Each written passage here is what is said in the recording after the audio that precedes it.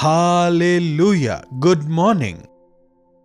एक और दिन प्रभु ने हमें दिया है, प्रभु यीशु की आराधना करने के लिए, प्रार्थना करने के लिए, उनके वचन पर मनन करने के लिए प्रभु का धन्यवाद। आइए प्रार्थना के साथ हम आज के मनन को शुरू करते हैं। पवित्र पिता परमेश्वर, प्रभु एक बार फिर से आपके सन्मुख आते हैं। आप हमसे बात करें, अपने वचनों के द्वारा हमें सिखाएं। प्रार्थना यीशु के नाम से मांगते हैं, आमीन। कैसे हैं आप सभी लोग? कई सारे बच्चे एग्जाम्स लिख रहे हैं, है ना? 10th क्लास के एग्जाम्स का मतलब एक संघर्ष है, क्योंकि तब तक हम इसे इतना सीरियस नहीं लेते। 10th में बोर्ड एग्जाम्स है और उसका मतलब कई बार सोचते हैं कि एक ही बार में पढ़ लेंगे। काफी मेहनत भी करते हैं। 10th में बोर्ड एग्जाम्स में अगर अच्छे मार्क्स नहीं आए तो आपका भविष्य काफी दिक्कत में हो सकता है, एडमिशन्स में दिक्कतें हो सकती हैं।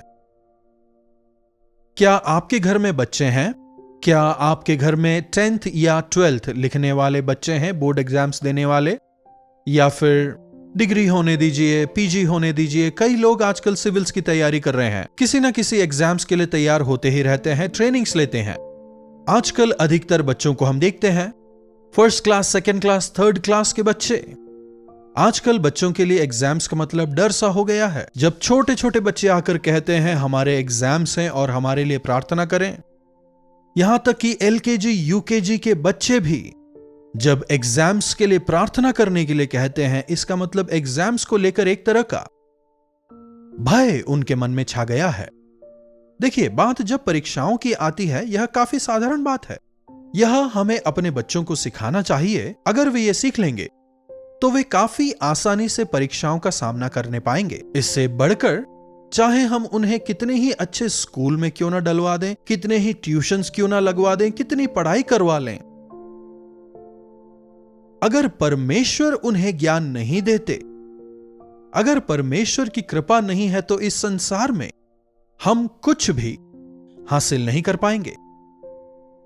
इसीलिए आजकल बहुत सारे बच्चे उनके परीक्षाओं को लेकर घबराते हैं, डरते हैं, प्रार्थना के लिए करते हैं। उनके लिए काउंसलिंग आवश्यक भी है। प्रभु का वचन कहता है, याकूब की पत्री 1 अध्याय उसकी 5वीं आयत में, परंतु यदि तुम में किसी को बुद्धि की कमी हो, वो परमेश्वर से मांगे। बुद्धि हमें परमेश्वर से मांगनी है। पढ़ाई एक बात है, बुद्धि दूसरी बात है। पढ़ाई करते हैं फिर भी पास नहीं हो पाते, पढ़ाई करते हैं याद नहीं रह पाता, कुछ भी समझ में नहीं आता। जो पढ़ रहे हैं वो कुछ याद नहीं रहता। बच्चे पढ़ाई करते ही रहते हैं, लेकिन जब सामने प्रश्न पत्र जब सामने आता है, किस सवाल का क्या जवाब दें, उन्हें समझ नहीं आता। परमेश्वर जो ज्ञान देते हैं वह ऊपर से आता है। ज्ञान अलग है, बुद्धि अलग है। ज्ञानवान का मतलब उसे इस चीज का ज्ञान है, योजना बनाना आता है। आजकल कई सारे बच्चे एग्जाम्स के लिए खूब सारी कोशिशें करते हैं, चिट्स लिख के ले जाते हैं, हाथ में लिख के ले जाते हैं, ये करते हैं, चीटिंग करने का प्रयास करते हैं।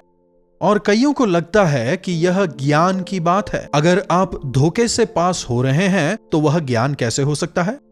आपके मेरिट्स को यह कैसे दिखाएगा?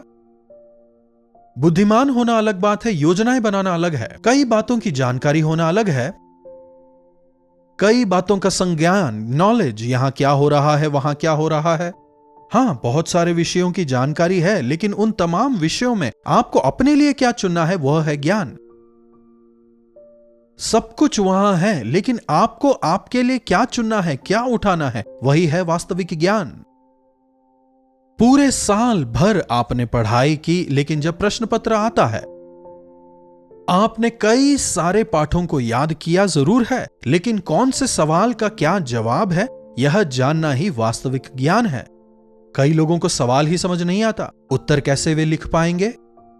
इसीलिए हमें प्रभु की सहायता आवश्यक है। केवल बच्चों को ही नहीं, बड़ों को, बुजुर्गों को, सबको परमेश्वर के ज्ञान की आवश्यकता है। हम चाहे कितना भी कर लें, कुछ भी कर लें, लेकिन हमें अगर परमेश्वर का ज्ञान नहीं मिलता, कृपा नहीं मिलती, अनुग्रह नहीं मिलता, तो हम कुछ नहीं कर सकते।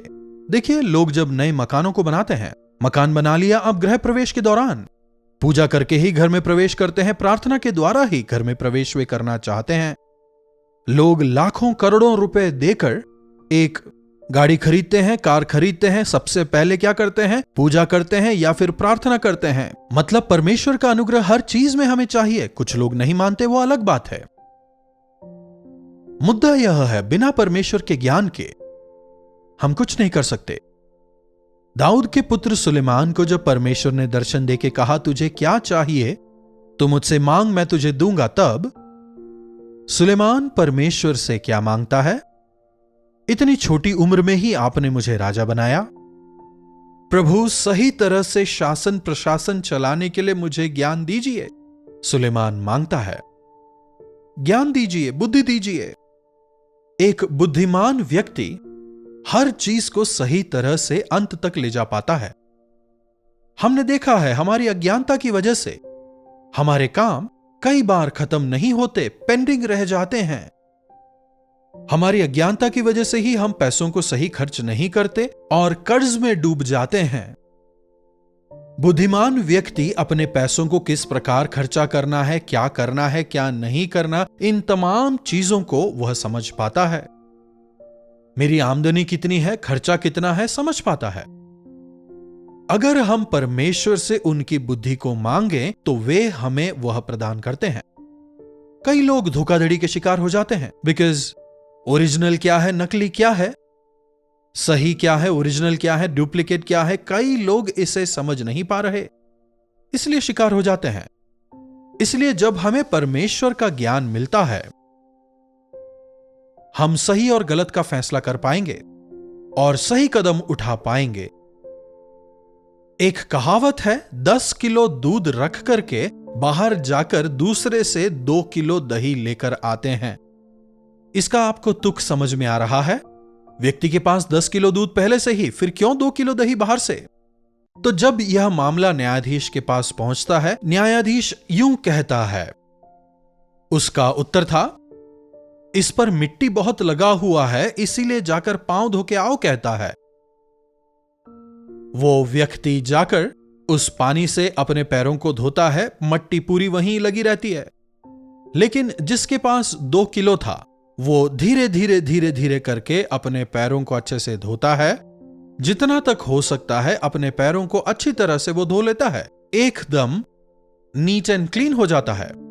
देखा तुमने, तेरे पास जो था उतना ही उसके पास भी था, लेकिन उसने ज्ञान से इसका उपयोग किया, इसीलिए यह सही हो पाया। तूने अपनी बुद्धि का इस्तेमाल नहीं किया, इसीलिए आज तेरी अवस्था ऐसी है। जी हां, तनख्वाह अच्छी मिल रही है लेकिन कर्ज कम नहीं होता। क्यों? क्योंकि सही उपयोग में लाने का ज्ञान आप में नहीं है। इसलिए अगर ज्ञान चाहिए तो प्रभु से मांगना होगा। बहनों, आपको बुद्धि की जरूरत है। बुद्धिमान स्त्री अपने घर को बनाती है। आमदनी के हिसाब से आपका खर्चा होना चाहिए, तभी आप कर्ज मुक्त रहेंगे। पुरुषों, बुद्धि के साथ अपने परिवार का पालन पोषण करें। घर में पत्नी से, बच्चों से, लोगों से किस प्रकार बात करना है अगर आप जानते हैं, तो फिर परिवार में एक घर्षण क्यों आता है? परिवार आजकल क्यों टूट जाते हैं? बच्चे बचपन से ही परमेश्वर के ज्ञान में बढ़े। मां बाप को प्रार्थना करना है। परमेश्वर से प्रार्थना में हमें ज्ञान बुद्धि मानना है, मां बाप को बच्चों को सिखाना है। अगर किसी में बुद्धि की कमी हो तो वे परमेश्वर से मांगे, परमेश्वर उन्हें बहुतायत से देंगे। वहां कोई दाम नहीं चुकाना, समझ रहे हैं? ना ही परमेश्वर कंजूसी से देते हैं।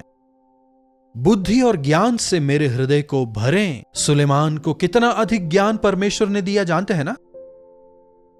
उतना ही नहीं, तूने शत्रुओं पर अधिकार या पैसा या ऐश्वर्य ये तमाम नहीं मांगे, केवल बुद्धि और ज्ञान मांगा। इसलिए मैं ना केवल तुझे बुद्धि और ज्ञान दे रहा हूं, बल्कि ऐश्वर्य को, ताकत को भी मैं तुझे देता हूं।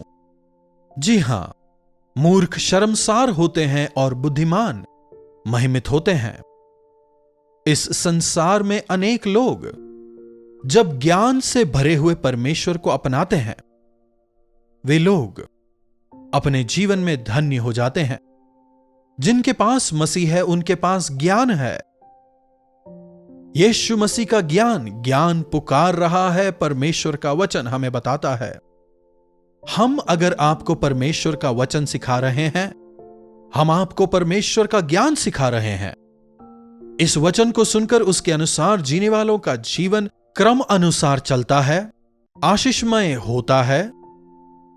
क्या सही है, क्या गलत है, क्या परमेश्वर की ओर से है, कौन सा शैतान की ओर से है, तात्कालिक क्या है, अनंत क्या है, स्वर्गीय क्या है, सांसारिक क्या है, इसको समझकर वे अपने जीवनों में बढ़ते रहते हैं। इसीलिए वचन परमेश्वर के ज्ञान से भरा हुआ है। जब हम वचन पढ़ते हैं, दाऊद कहता है, जब मैं आपके वचन को पढ़ता हूं, मैं ज्ञान में बढ़ता हूं। जो अनुभवियों का ज्ञान है, वो ज्ञान मुझे आपके वचन द्वारा मिलता है। आपके विधियों को, आपके वचन का मैं पालन करता हूं। इसलिए शिक्षक जो ज्ञान मुझे दे सकते हैं, उससे बढ़कर मैं समझ सकता हूं। इसीलिए अगर हम आज परमेश्वर के ज्ञान की इच्छा रखते हैं, अगर हम प्रभु के वचन को पढ़ने का अभ्यास करते हैं, हम समय पर अपनी जिम्मेदारियों को निभा पाएंगे, आमदनी को सही तरह से खर्च करने पाएंगे, परिवार का पालन पोषण सही तरह से करने पाएंगे। और जब हम अपने बच्चों को भी यह सिखाते हैं, वे भी अच्छे चाल चलन वाले, अच्छे कैरेक्टर वाले, बचपन से ही परमेश्वर के ज्ञान में बढ़ने वाले वे बनेंगे। ना केवल एग्जाम लिखना, जिंदगियों में हम कई सारी परीक्षाओं का सामना करते ही रहते हैं। बड़े हुए तो क्या हुआ, हम भी परीक्षा लिखते हैं। जवान हो या फिर बूढ़े हो, विवाहित हो या अविवाहित हो, जीवन एक प्रकार से एक परीक्षा ही है। लेकिन उस परीक्षा का समाधान हम कैसे करते हैं, यह मायने रखता है। परमेश्वर का ज्ञान ही हमें इसमें मदद करता है। अगर प्रभु का ज्ञान नहीं तो हम वहां हार जाते हैं। प्रभु आज मुझे अपने स्वर्गीय ज्ञान से भर दें। प्रभु आज जिन स्थितियों का सामना मुझे करना है, उसके लिए अपने स्वर्गीय ज्ञान से मुझे भरें।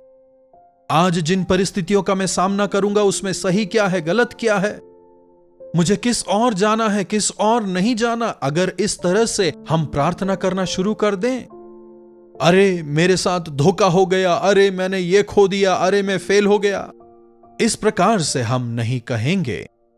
बच्चों, मेहनत करके पढ़ाई करें, परमेश्वर से मांगें, परीक्षा हॉल में जाके लिखें, घर से बाहर निकलते समय प्रार्थना करें, क्वेश्चन पेपर हाथ में आते ही सबसे पहले प्रार्थना करें, प्रभु इन तमाम सवालों के जवाब को सही तरह से लिखने में आप मेरी मदद करें। परमेश्वर आपको अपनी कृपा देंगे। उन पर विश्वास करने वालों का सर झुकता नहीं, उठता ही है। हमारे तमाम बच्चे अच्छे श्रेणी से पास होंगे, अपने जीवनों में कामयाब भी होंगे। इसके लिए हम भी प्रार्थना कर रहे हैं। आप भी अपने बच्चों को परीक्षा के लिए प्रार्थना पूर्वक भेजें। परीक्षा लिखने वाले बच्चों, प्रभु की कृपा मांगते हुए परीक्षा को लिखें। प्रार्थना। महापवित्र पिता परमेश्वर, प्रभु इस सुबह के समय जो कोई जहां से हमारे साथ में अभी जुड़ रहे हैं, जो एग्जाम लिख रहे हैं, बच्चे हों या फिर जवान या फिर बूढ़े,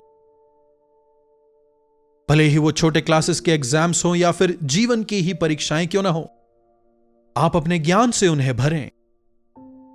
उत्तीर्ण होकर उन्नत स्थान में पहुंचने का अनुग्रह आप उन्हें दें।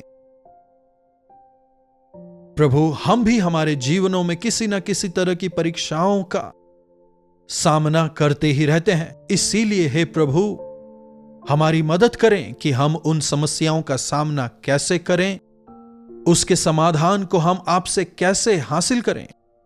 आपके सानिध्य में समय बिताने द्वारा, आपके वचन को पढ़ने द्वारा आप हमें इसे ज्ञान दें।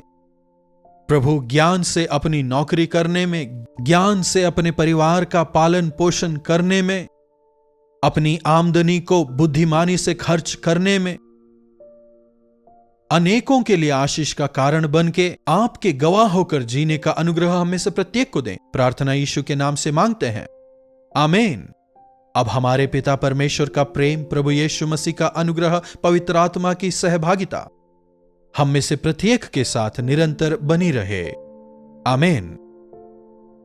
प्रभु की महिमा हो। अपने प्रार्थना विषयों को या फिर कोई प्रेज रिपोर्ट्स हो, आप उसे 9884907779 पर भेज सकते हैं। अगर आप विदेश से हमसे जुड़ रहे हैं तो 9100100888 पर भेजें। हम अवश्य ही आपके लिए प्रार्थना करेंगे। परमेश्वर का अनुग्रह हम सबों पर बना रहे। कल्वरी दर्शन, ये है प्रेम के दर्शन, यीशु प्रेम के दर्शन।